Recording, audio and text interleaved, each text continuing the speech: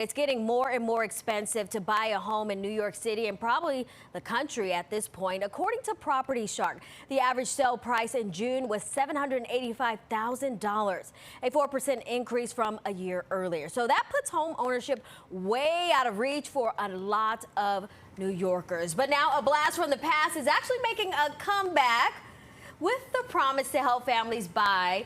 But buyer beware, because it's not all good news. So joining me now is Matthew Bizzarro, CEO of Bizzarro Agency, here to break this all down for us. Okay, making a comeback. Zero down mortgages. It's back, baby. What is this?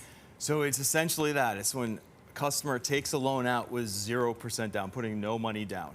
So typically, customers will do 10 to 20% down. So a $500,000 mortgage, you'd bring $50,000 to the table. But these loans are designed for folks with no down payment.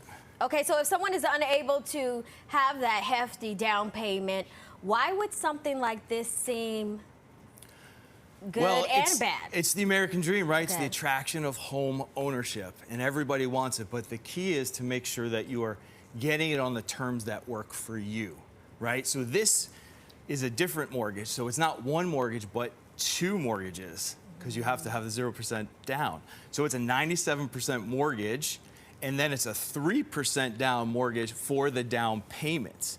Now this is up to $500,000, so you can have a $15,000 down payment.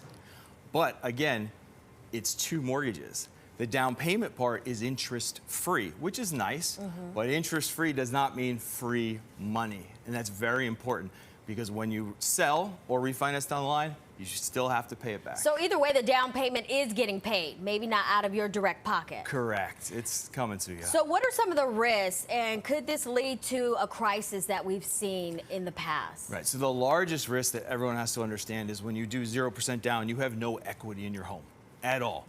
So the minute property values go down, you're underwater. And if whatever happens in your life, you have to sell at a time when the market is down, you're going to lose money. Now, 2008, blast from the past, was back.